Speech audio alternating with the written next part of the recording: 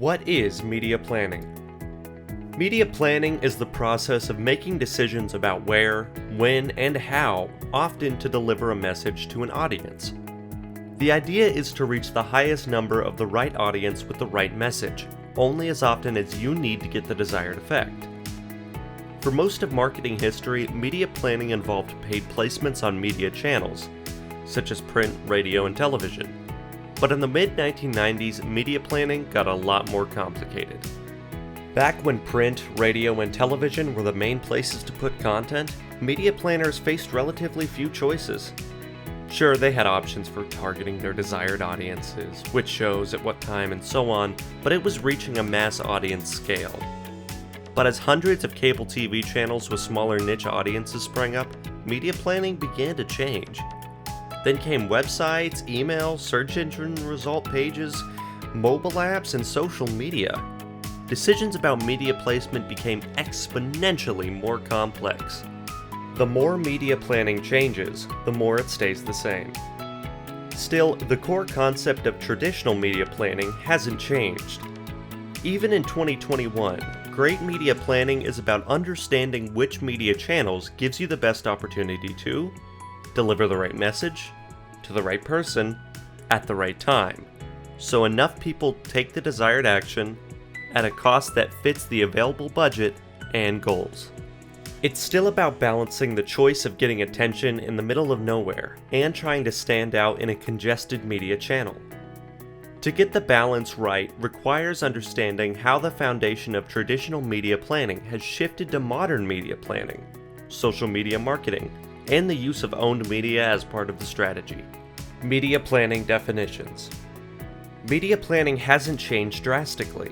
It's still the process where, through experience, research, and in many cases gut instinct, marketers determine where, when, and how often content should be placed on chosen media channels in order to provide sufficient value for the business.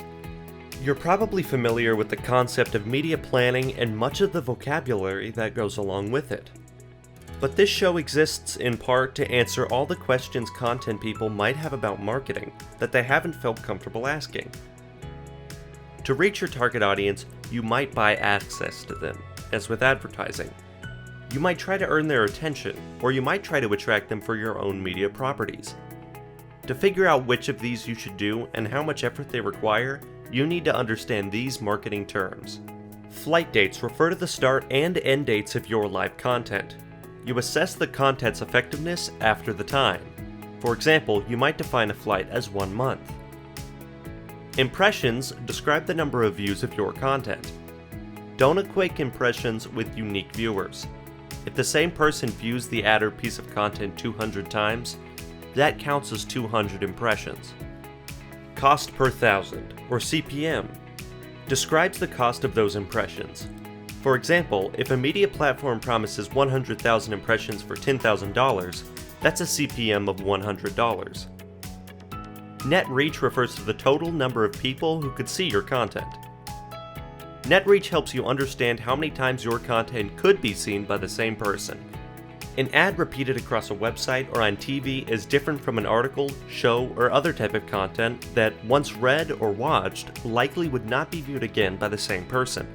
So, while a higher net reach is not always a good thing, not all repeat impressions are equally valuable. Click-through rate in digital media is the average percentage of people who click to whatever you call them to do.